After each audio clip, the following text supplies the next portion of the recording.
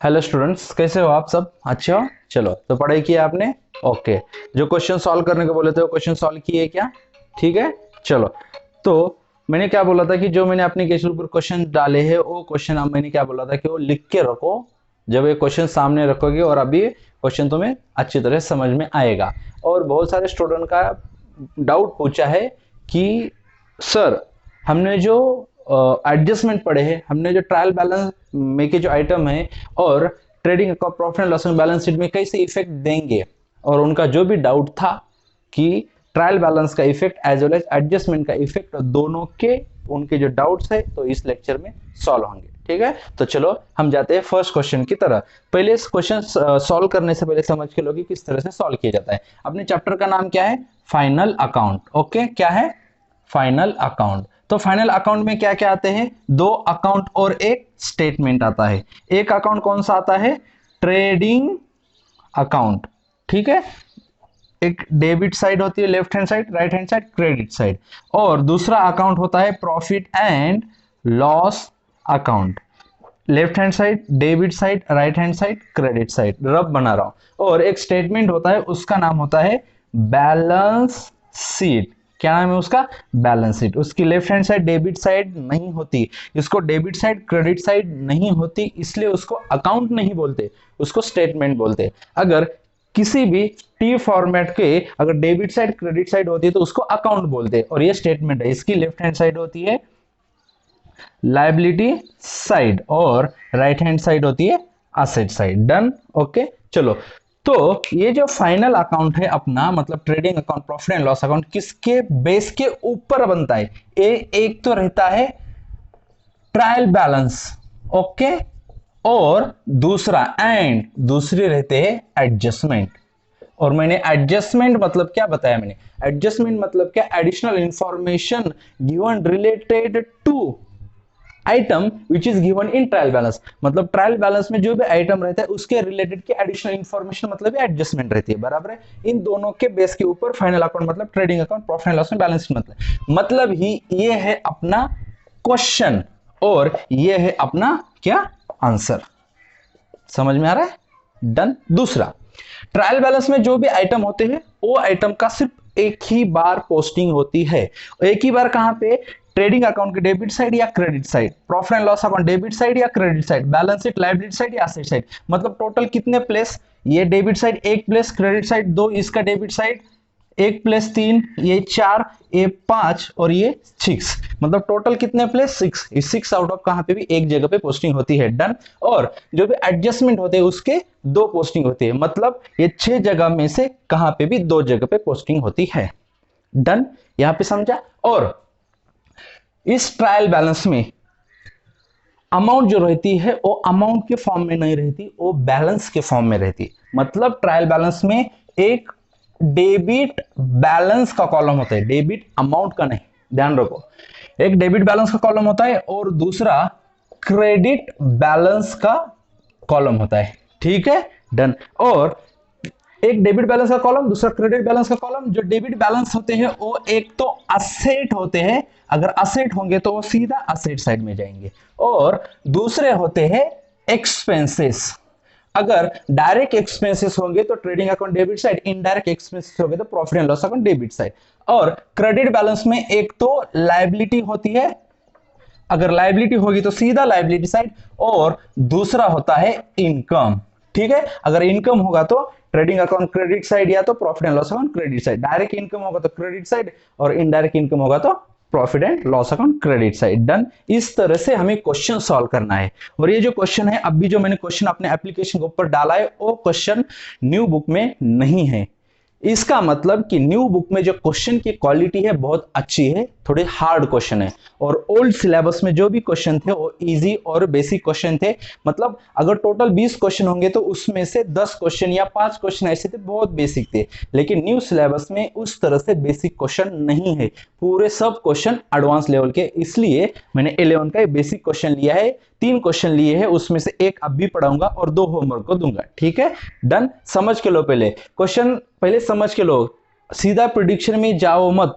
मतलब ऐसा मत सोचो कि इसका आंसर कितना आएगा, नहीं। ये सोचो अभी कि इसका आंसर कैसे आता है। ठीक है, चलो अब स्टार्ट करते हैं। ट्रायल बैलेंस और एडजस्ट के ऊपर ये तीनों अकाउंट, दो अकाउंट और एक स्टेटमेंट बनता है। ठीक है, चलो, और जिसको जिसको लिख के लेना है उसने क्या करना चाहिए, वीडियो पॉज करो और लिख के लो। ठीक है, steps of solving final account, heading डालो, चलो, steps of solving final account.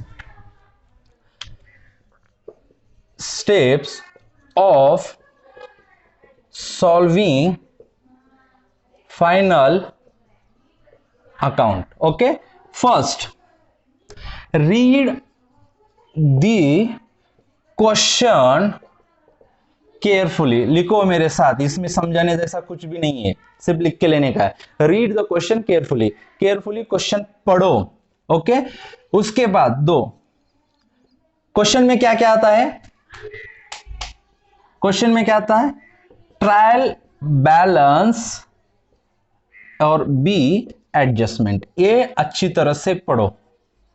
ठीक है, ओके, ट्रायल बैलेंस में क्वेश्चन पढ़ो।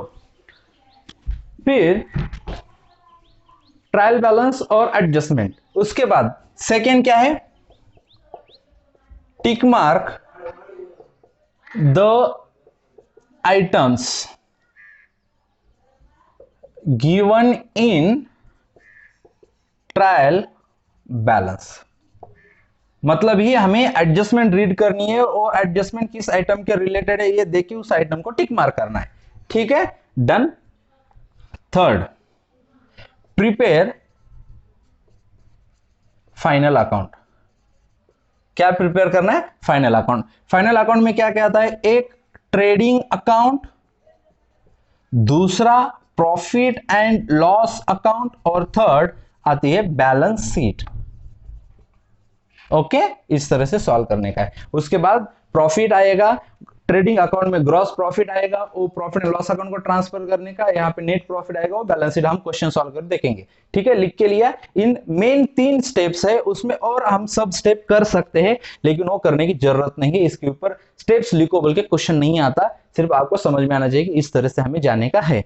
ठीक है, चलो, तो सबसे पहले क्या करो, क्वेश्चन पढ़ो, रीड द क्वेश्चन केयरफुली, पूरा क्वेश्चन पढ़ो पे।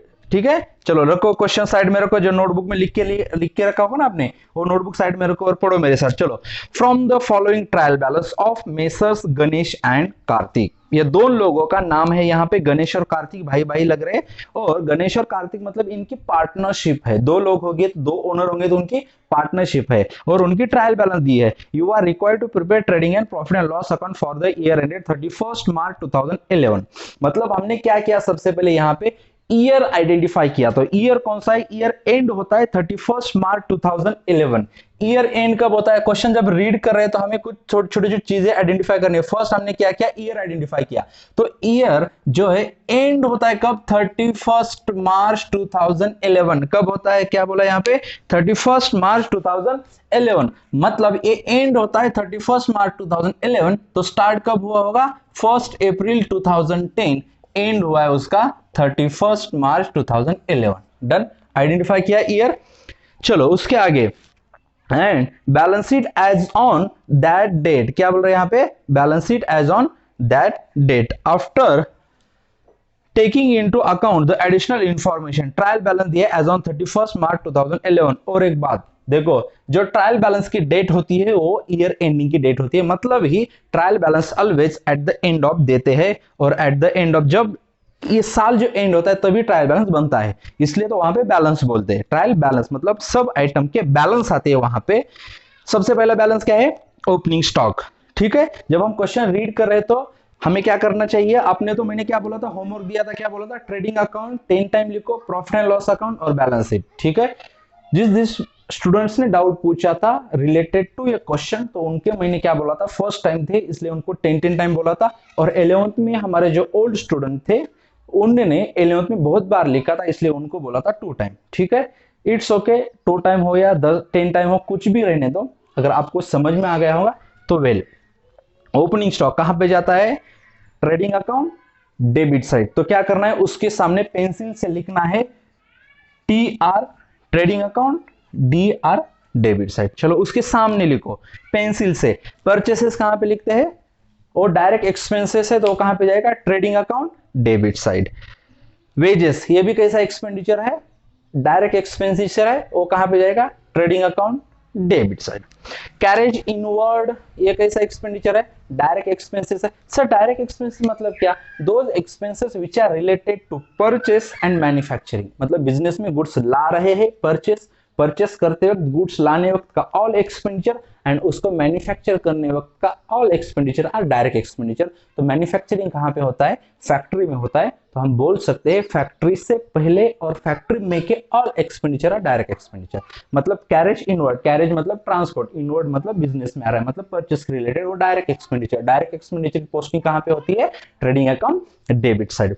आगे cash in hand, cash in hand, cash in hand, किसी भी बिजनेस को कैश इन हैंड मतलब क्या, हाथ में पैसा है, बिजनेस के हाथ रहते हैं क्या, नहीं, जो बिजनेस का जो भी गल्ला होगा ना वही उसका हैंड है, इसलिए कैश इन हैंड मतलब गल्ले में जितना पैसा है उसको क्या बोला है, कैश इन हैंड। और कैश बिजनेस की क्या होती है, असेट होती है। अगर असेट है तो सीधा पोस्टिंग कहां पे जाएगी, बैलेंस शीट असेट साइड, उसके सामने ए लिखो, मतलब असेट। इंश्योरेंस, इंश्योरेंस क्या है, वहां पे स्पेसिफिक बोला है क्या, फैक्ट्री इंश्योरेंस बोला है क्या, नहीं, वहां पे बोला है कि ऑफिस इंश्योरेंस नहीं है। तो हम अगर स्पेसिफिकली कुछ भी दिया नहीं होगा तो उसको हम समझेंगे, अगर एक्सपेंडिचर हो गए तो profit and loss account debit side, मतलब इसको इनडायरेक्ट एक्सपेंसेस समझेंगे और उसको लिखेंगे हम profit and loss account debit side. Postage and telegram, postage and Telegram मतलब क्या, ये कम्युनिकेशन का एक्सपेंडिचर है, मतलब क्या, हमने किसी लेटर लिखा और लेटर को हमने सेंड किया तो उसके रिलेटेड का एक्सपेंडिचर है। ओके, पोस्टेज एंड टेलीग्राम का मतलब ये ऑफिशियल एक्सपेंडिचर है, ऑफिस से होता है सर, फैक्ट्री से कम्युनिकेशन नहीं होता, ऑफिस से होता है, तो ये हुआ इनडायरेक्ट एक्सपेंडिचर, तो इसकी पोस्टिंग होगी profit and loss account debit side. तो इसको कैसे लिखेंगे, उसके सामने पेंसिल से लिखो P&L मतलब profit and loss account debit side.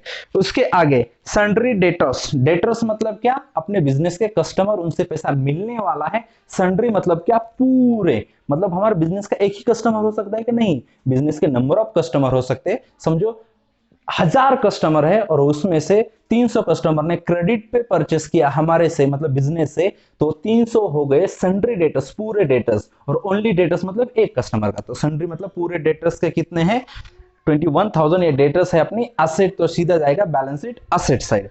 आगे लैंड एंड बिल्डिंग, ये भी क्या है, बिजनेस की असेट है, तो ये कहां पे जाएगा, balance sheet asset side. Furniture ये क्या है, बिजनेस की असेट है, ये क्या है, बैलेंस शीट असेट, उसके सामने ए लिखो। ट्रैवलिंग एक्सपेंसेस, यहाँ पे बोला है कि कैरेज इनवर्ड, यहाँ पे क्या बोला, ट्रैवलिंग, मतलब ये ऑल ओवर ऑफिस के रिलेटेड एक्सपेंडिचर होगा, तो उसको लिखेंगे profit and loss account debit side. Discount allowed, discount allowed मतलब हमने डिस्काउंट दिया है, तो उसको क्या लिखेंगे, profit and loss account debit side. ये आपने डिस्काउंट दिया है, अलाउड दिया है। डिस्काउंट कब देते हैं, जब गुड्स बनता है तो सेल करते टाइम देते हैं, मतलब मैन्युफैक्चरिंग एक्सपेंडिचर है कि मैन्युफैक्चरिंग के रिलेटेड नहीं, मैन्युफैक्चरिंग के बाद जब सेल होता है तब का एक्सपेंडिचर है, इसको बोलते हैं डिस्काउंट अलाउड। तो ये इनडायरेक्ट एक्सपेंडिचर, इसका इफेक्ट जाएगा profit and loss account debit side, उसके लिए P&L DR, उसके सामने बैड डेब्ट्स। बैड डेब्ट्स मतलब क्या, हमने जिसको क्रेडिट पे माल सेल किया था, गुड्स सेल किए थे, उससे हमें पैसा मिलने वाला था लेकिन उसने दिया नहीं, मतलब बैड डेब्ट्स। बैड डेब्ट्स मतलब डेटर, बैड मतलब उसने पैसे नहीं दिए, मतलब इंग्लिश में अगर बोला जाए तो irrecoverable amount from sundry debtors, sundry debtors हमें पैसा नहीं मिला, तो ये बिजनेस का लॉस है। ये लॉस डायरेक्ट है या इनडायरेक्ट, डायरेक्ट मतलब related to purchase and manufacturing, ये परचेस के रिलेटेड है नहीं, ये सेल के रिलेटेड, आफ्टर सेल, तो ये हो गया अपना इनडायरेक्ट लॉस। तो profit and loss account debit है, उसके सामने लोगों P&L डेबिट। बिल्स रिसीवेबल मतलब क्या, अपनी असेट है, हमने कल देखा था कुछ कुछ होता है स्टोरी, उसके बाद क्या देखी थी, कृष्ण की स्टोरी देखी थी, महाभारत की, बराबर है। तो कृष्ण ने राधा को गुड सेल किए थे, राधा क्या किया, बिल बना, कृष्ण ने राधा को बिल बना के दिया था और राधा उसके अगेंस्ट कृष्ण को कैश देने वाली है, उसको बिल्स रिसीवेबल मतलब हमने किसी को गुड सेल किए क्रेडिट के ऊपर, अगर वो उसी टाइम पे पैसा अगर नहीं दे सकता तो उसको हम पीरियड देते हैं कुछ 2-3 महीने का, और उस बिल के ऊपर सब लिखते हैं, तो बिल के अगेंस्ट उस डेट को हमें पैसे मिलने वाले, उसको बोलते हैं बिल्स मिलने वाले, रिसीवेबल उसको बोलते हैं बिल्स रिसीवेबल, कैश मिलने वाले, ये रहता है बिजनेस का करंट असेट, तो उसे लिखेंगे balance sheet asset side. Done. Credit balance, ठीक है। कैपिटल, मैंने क्या बोला था, क्रेडिट बैलेंस एक तो रहेगा इनकम, नहीं तो लायबिलिटी, तो दो ही पॉइंट ऑफ व्यू से थॉट मतलब थॉट प्रोसेस होनी चाहिए। कैपिटल, ये कैपिटल क्या है, बिजनेस की लायबिलिटी, और कहां पे लिखेंगे, balance sheet liability side. Ganesh के सामने 50,000 इनर कॉलम में, और कार्तिक वो भी दोनों का इनर कॉलम में लिखेंगे।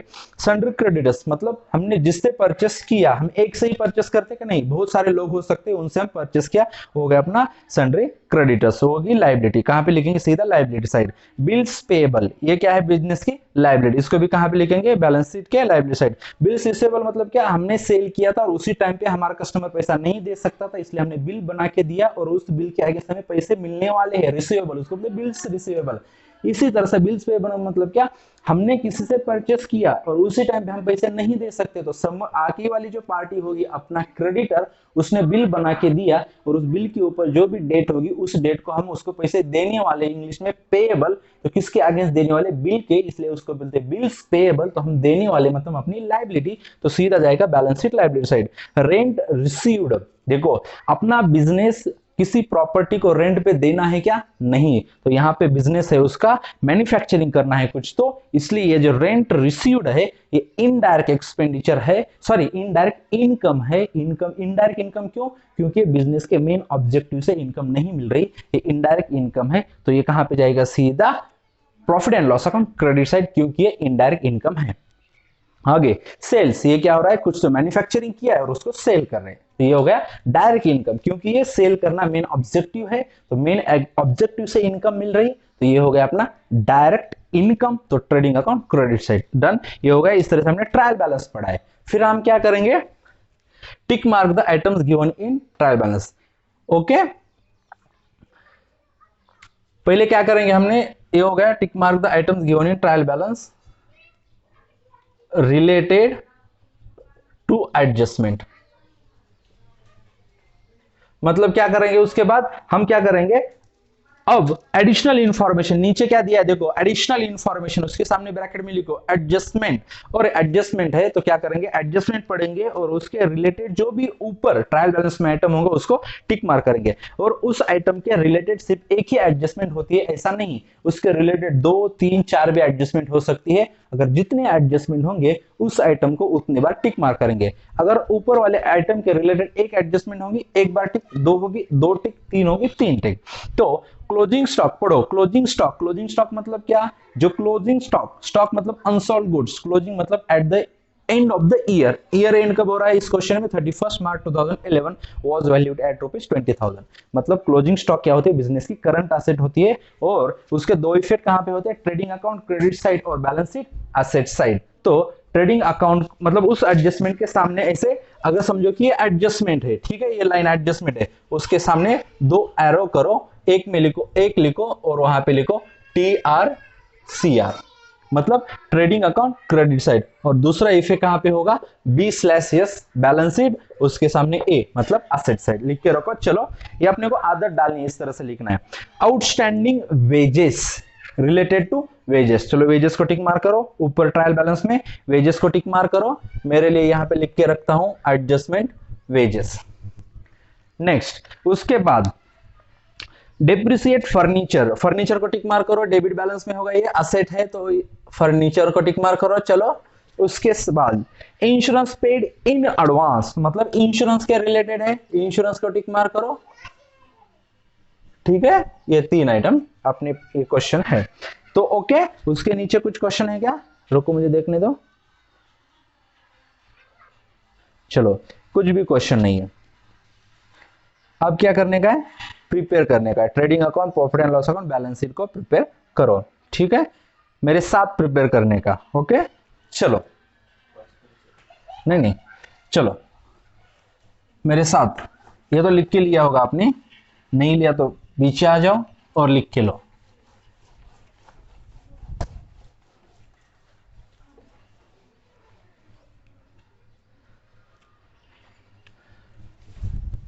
हेडिंग डालो अच्छी तरह से, ये ऊपर वाला मत लिखो, तुम मेरे लिए लिखा था, हेडिंग इस तरह से होनी चाहिए, in the books of, in the books of मतलब उस बिजनेस का नाम, इन द बुक्स ऑफ, उसका नाम क्या है, मेसर्स गणेश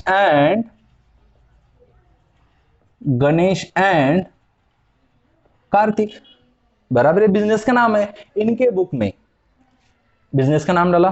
फिर हमें कौन सा अकाउंट बनाना है, सबसे पहले trading account and profit and loss account. यहां पे दो अकाउंट एक साथ बन रहे हैं, trading account and profit and loss account. ये इसके नीचे क्या लिखते हैं हम, जो फाइनल अकाउंट है, ये अकाउंट है कब बना रहे, eight the end of the year, और ईयर एंड कब होता है, 31 मार्च। तो उसके नीचे लिखेंगे for the year ended on 31 March 2011।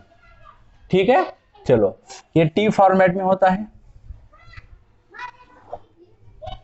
इसके दो कॉलम होते हैं। ठीक है,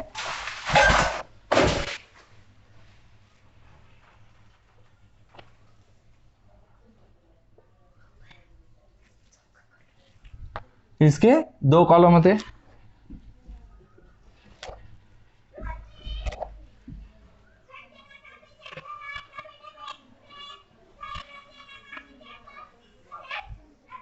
ठीक है, ये कौन सी साइड, डेबिट साइड, ये क्रेडिट साइड। ओके, यहां पे क्या लिखेंगे, पर्टिकुलर्स, यहां पे amount in rupees, amount in rupees, इसको ब्रैकेट में लिखेंगे। ठीक है, ये कॉलम अमाउंट का कॉलम है, लेकिन ये इनर कॉलम, ये आउटर कॉलम, ये क्रेडिट साइड का ये इनर कॉलम, ये outer column. Particulars amount rupees, amount rupees, done. ऊपर वाला होगा ट्रेडिंग अकाउंट, उसके नीचे वाला होगा प्रॉफिट एंड लॉस अकाउंट। मतलब 1/3 होगा ट्रेडिंग अकाउंट, और जो बचा हुआ वो सब रहेगा अपना प्रॉफिट एंड लॉस अकाउंट। और उसके बाद रहेगा सेकंड बैलेंस शीट, और उसके नीचे एज ऑन 31 मार्च 2011। डिफरेंस देखो, ये कौन से भी क्लास वाले नहीं बताएंगे जल्दी। ठीक है, डिफरेंस देखो, यहाँ पे क्या बोला है, फॉर द ईयर बोला है, मतलब ये trading and profit and loss account पूरे साल का होगा। और यहाँ पे एज ऑन बोला है, मतलब 31 मार्च, और बैलेंस शीट सिर्फ 31 मार्च की होगी। मतलब बैलेंस शीट सिर्फ एक दिन के लिए बना रहे, एक दिन का रिजल्ट बताएगी at the year of the end का, और ये 31 मार्च को बना रहे लेकिन पूरे साल के लिए।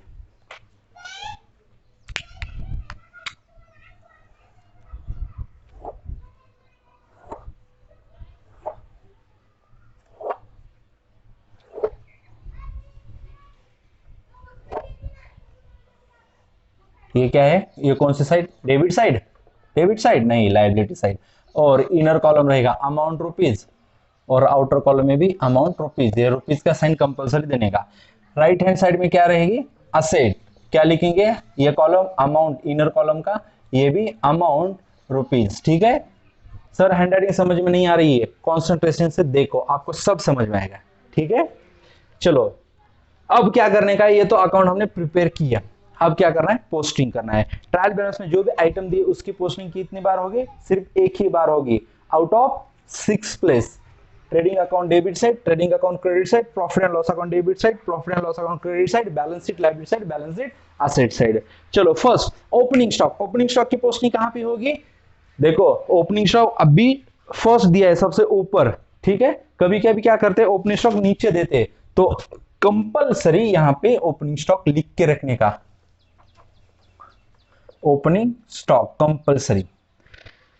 कहां पे कितना है ओपनिंग स्टॉक, रुपीज 18,000, अच्छी तरह से लिखने का।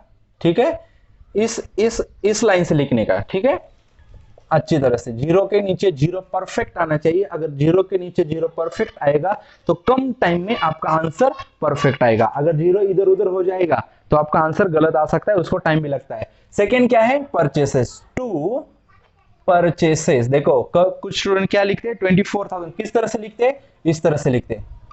आएगा इसका आंसर करेक्ट, कम टाइम में आएगा नहीं, टाइम लगेगा और गलत भी आ सकता है।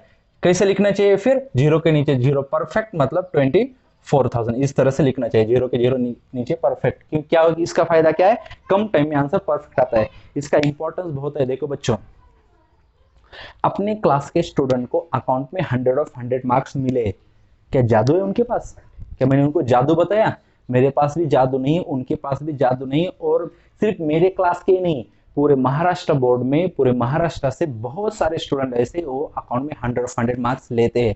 उनके पास भी जादू है क्या? नहीं, किसी के भी पास जादू नहीं है। लेकिन जो स्टूडेंट्स बोर्ड में फर्स्ट आता है, अकाउंट में 100 मार्क्स लेता है, उनके पास डिसिप्लिन है। समझ में आ रहा है? उनके पास डिसिप्लिन है और वो छोटे से छोटे चीज को भी निग्लेक्ट नहीं करते।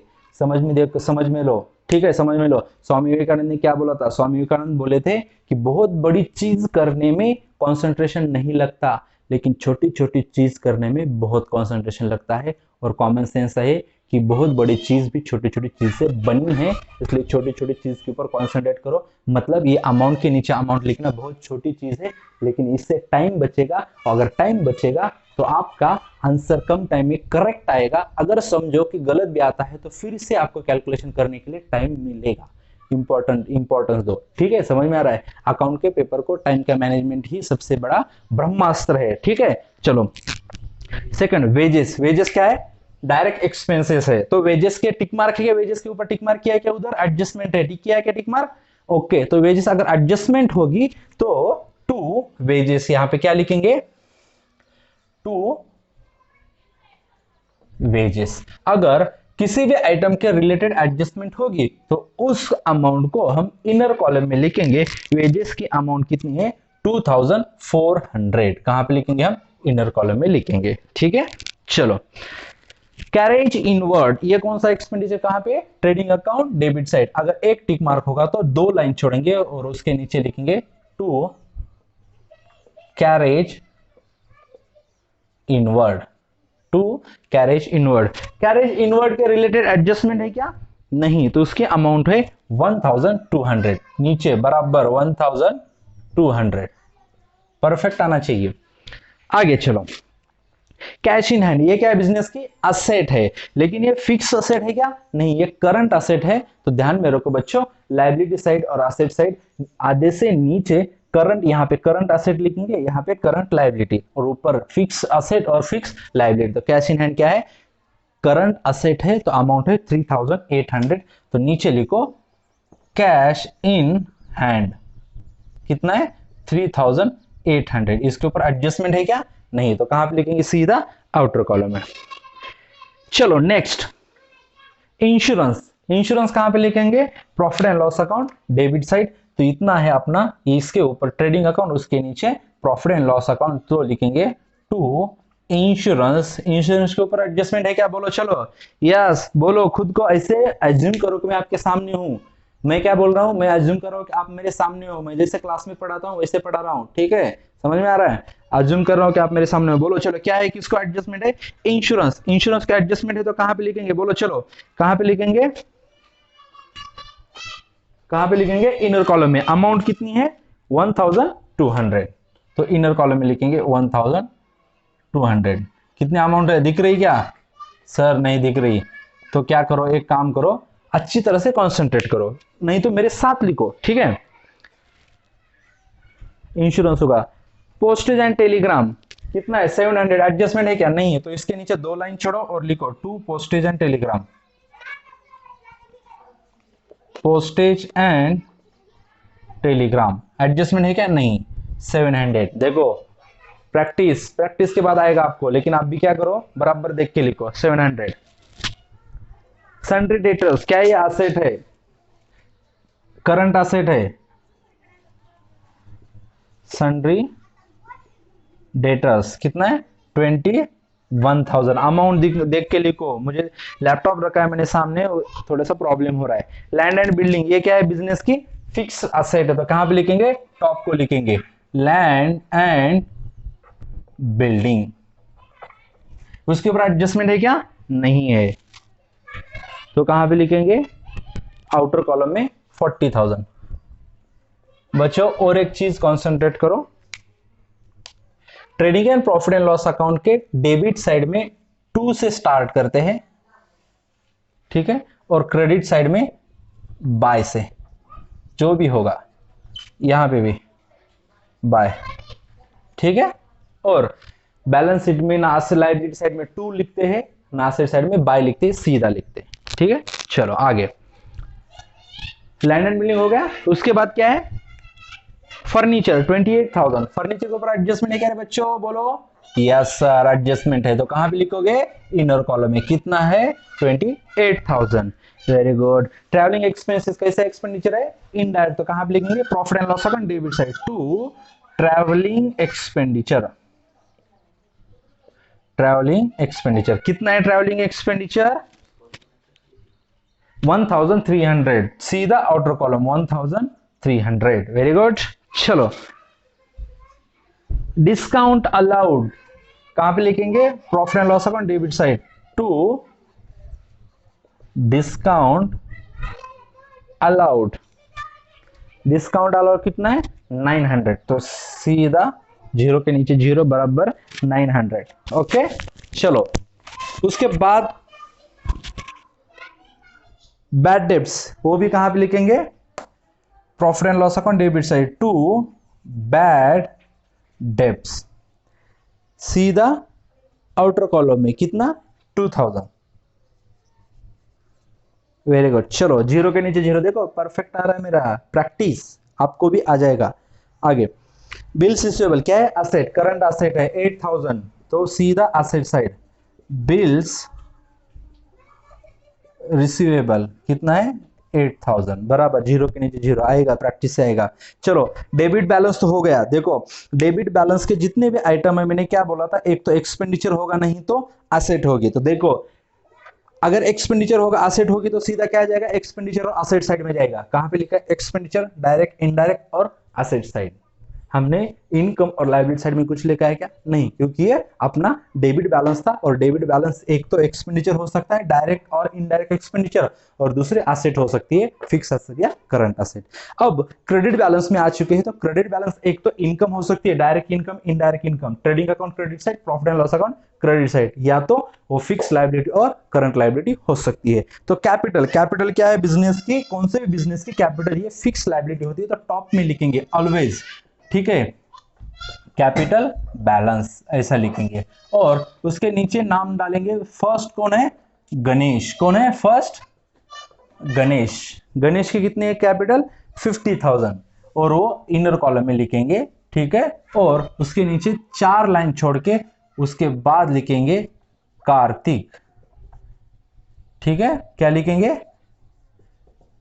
कार्तिक। कार्तिक का कितना है 30,000, उसका भी क्या लिखेंगे यहाँ पे, इनर कॉलम में लिखेंगे। सर इसके ऊपर तो एडजस्टमेंट नहीं, फिर क्यों, क्योंकि बिजनेस को जो भी नेट प्रॉफिट होगा, ये तीनों मतलब पार्टनर को, बिजनेस के ये ओनर है, इनको दिया जाता है, इसलिए उसके कैपिटल में ऐड करते हैं, इसलिए इनर कॉलम में लिखा। आगे सन्ड्री क्रेडिटर्स, ये क्या है बिजनेस की करंट लायबिलिटी, तो क्या करेंगे, आधे से नीचे लिखेंगे सन्ड्री क्रेडिटर्स।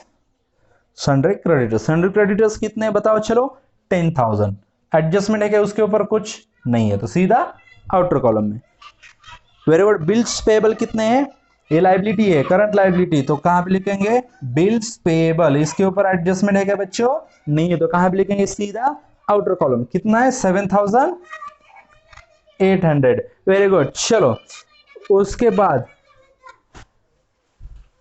रेंट रिसीव्ड, ये क्या है बिजनेस का इनडायरेक्ट इनकम है। रेंट रिसीव्ड कहां पे जाएगा, फिर profit and loss account credit side. तो डेबिट साइड में जो भी आइटम होंगे वो 2 लाइन छोड़ने का, उसके नीचे लिखने का, बाय रेंट रिसीव्ड, क्या लिखो, रेंट रिसीव्ड। कितना है रेंट रिसीव्ड, 2200। एडजस्टमेंट है क्या, नहीं है, तो सीधा आउटर कॉलम।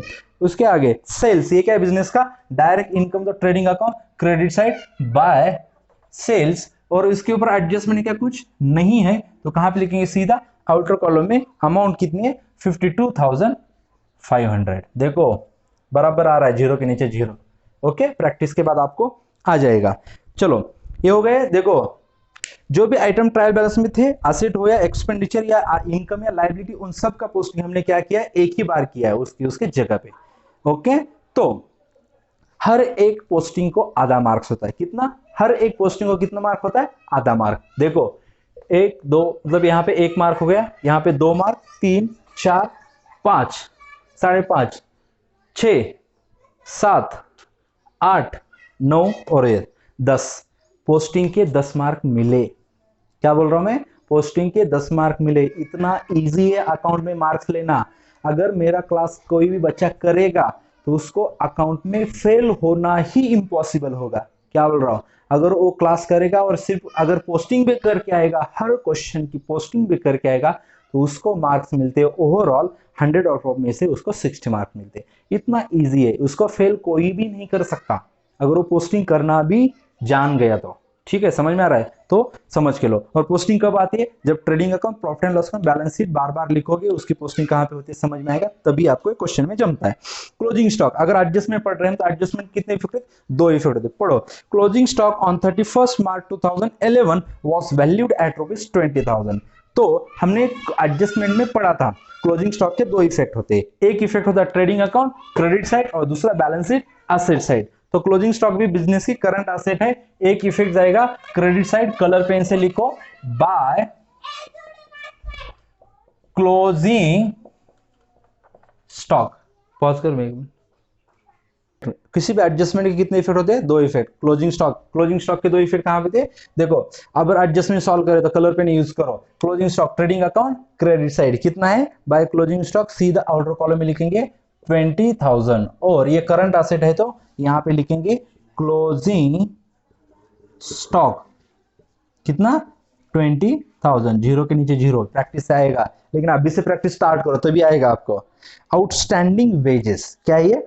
आउटस्टैंडिंग वेजेस मतलब ये रिलेटेड टू वेजेस है। ठीक है, समझ के लो पहले ये एडजस्टमेंट क्या है, समझ के लो। आपने तो पढ़ा है, जिसने मैंने बोला था कि 2-2 बार 3-3 बार लिखो, उसको बहुत जल्दी आएगा। चलो बताओ, जिसको आता है बताओ।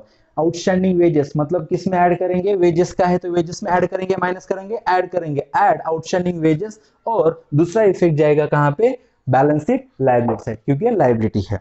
ठीक है, जिसको आ गया है वेरी गुड।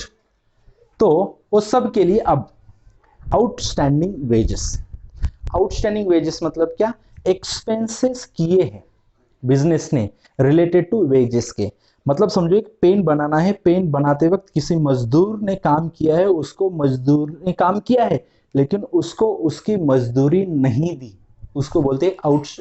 मजदूरी को इंग्लिश में क्या बोलते हैं? वेजेस। वही वेजेस नहीं दिए, हम देने वाले हैं, उसको बोलते हैं आउटस्टैंडिंग वेजेस। लेकिन ये जो आउटस्टैंडिंग कौन सा भी एक्सपेंडिचर रहता है वो रिलेटेड टू करंट ईयर रहता है, रिलेटेड टू करंट ईयर रहता है। तो करंट ईयर में रिकॉर्ड करना है तो हम क्या करेंगे? इसमें ऐड करेंगे, मतलब रिकॉर्ड किया तो यहां पे लिखेंगे ऐड आउटस्टैंडिंग वेजेस। पूरा लिखो, आउटस्टैंडिंग वेजेस, अच्छी तरह से लिखो। ठीक है, आउटस्टैंडिंग वेजेस कितने अमाउंट है? 1,000 रुपीज। तो यहां पे क्या लिखेंगे? 1,000, आउटर कॉलम में लिखेंगे 3,400। और सेकंड इफेक्ट कहां पे बोला हमने? Balance sheet liability side. तो यहां पे लिखेंगे आउटस्टैंडिंग वेजेस। अब भी एडजस्टमेंट चल रहे, कोई भी नहीं लिखेगा, स्टॉप। तो सबसे पहले क्या किया? उस वेजेस में ऐड किया आउटस्टैंडिंग वेजेस 1,000। तो दूसरा effect balance sheet liability side. लेकिन ये क्वेश्चन है, बहुत सारे स्टूडेंट गलती करते हैं। गलती क्या करते हैं स्टूडेंट? ये पूरा 3,400 लिखते हैं। नहीं, ये पूरा एक्सपेंडिचर है, उसमें 2,400 दिए है और 1,000 देने के है, सिर्फ 1,000 ही लायबिलिटी है। तो यहाँ पे आएगा 1,000। तो कितना अमाउंट लिखेंगे आउटस्टैंडिंग वेजेस का? 1,000 लिखेंगे, टोटल अमाउंट नहीं लिखेंगे। उसके बाद डेप्रिसिएट फर्नीचर बाय 10%। किसके ऊपर डेप्रिसिएशन है? एसेट के ऊपर। हाँ, एक क्वेश्चन डाउट पूछा था, सर जब एडजस्टमेंट आती है तो फर्स्ट इफेक्ट कैसे, कहां पे, कैसे समझ में आएगा? बच्चों इस तरह से समझ में आएगा। अब क्या है समझ के लो, उसके लिए, उसी स्टूडेंट के लिए जिसने डाउट पूछा था। डेप्रिसिएट फर्नीचर बाय 10%, किसके ऊपर एडजस्टमेंट है? फर्नीचर के ऊपर। कौन सी है? डेप्रिसिएशन की। कितना है? 10%। तो 10% की अमाउंट दिए कि वहां पे नहीं, क्या दिया है? रेट। इसलिए फर्स्ट इफेक्ट उसके ऊपर आएगा, रेट से डेप्रिसिएशन कैलकुलेट करेंगे, और डेप्रिसिएशन एक्सपेंडिचर है तो यहाँ पे जाएगा प्रॉफिट एंड लॉस अकाउंट। मतलब फर्स्ट इफेक्ट यहाँ पे, सेकंड इफेक्ट यहाँ पे। तो लिखो, चलो डेप्रिसिएशन माइनस करो। डेप्रिसिएशन क्या होता है? लेस। तो सब लिखेंगे अच्छी तरह से, डेप्रिसिएशन एट द रेट 10%। तो डेप्रिसिएशन कैलकुलेट कैसे होता है?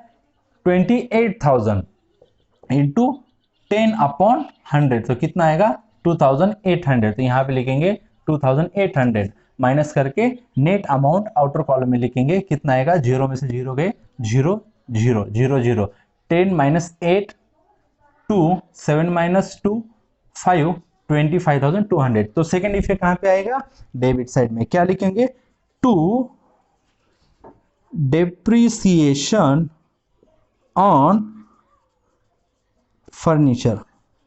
कौन से अमाउंट लिखेंगे, अब भी बताया था मैंने 1000, तो डेप्रिसिएशन का अमाउंट कितने 2800, तो कितना आएगा इधर यहाँ पे 2800। डन। चलो आगे, इंश्योरेंस पेड इन एडवांस। मैंने बार बार बताया था कि करंट ईयर के रिलेटेड एक्सपेंडिचर ही करंट ईयर में ऐड करेंगे, मतलब रिकॉर्ड करेंगे।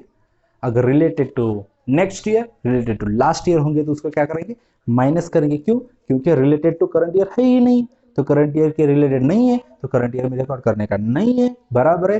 तो पेड इन एडवांस मतलब नेक्स्ट ईयर का एक्सपेंडिचर, नेक्स्ट ईयर का इंश्योरेंस इसी ईयर में दिया है, लेकिन रिलेटेड टू करंट ईयर का है क्या, नहीं है। तो करंट ईयर में ऐड करना मतलब रिकॉर्ड करना है क्या, नहीं है, तो उसको क्या करो, माइनस करो, लेस प्रीपेड इंश्योरेंस। प्रीपेड को ही क्या बोलते हैं, इन एडवांस, बरोबर है। समझ में आ रहा है, उसको लेस क्यों कर रहे हैं, समझ में आ रहा है क्या, लेस क्यों कर रहे हैं, लेस क्यों कर रहे हैं, लेस क्यों कर रहे हैं, क्योंकि उसको करंट ईयर में रिकॉर्ड नहीं करने का, जो ऑलरेडी रिकॉर्ड किया है 1200 में, तो नेक्स्ट ईयर का भी 1200 में ऐड करना है, ऐड किया है उसका हम माइनस कर रहे हैं, क्योंकि रिलेटेड टू नेक्स्ट ईयर का है, कितना आएगा 900, बराबर है। और दूसरा इफेक्ट कहां पे जाएगा, balance sheet asset side. Sir asset side क्यों, क्योंकि नेक्स्ट ईयर का एक्सपेंडिचर करंट ईयर में दिया है, तो कैश दिया होगा ना, कैश क्या रहती है बिजनेस की, एसेट, तो यहां पे लिखेंगे प्रीपेड इंश्योरेंस। मुझे बताओ अब अमाउंट कौन सी आएगी, 900 नहीं, कितना 300। वेरी गुड, ये हो गए सब पोस्टिंग, ठीक है।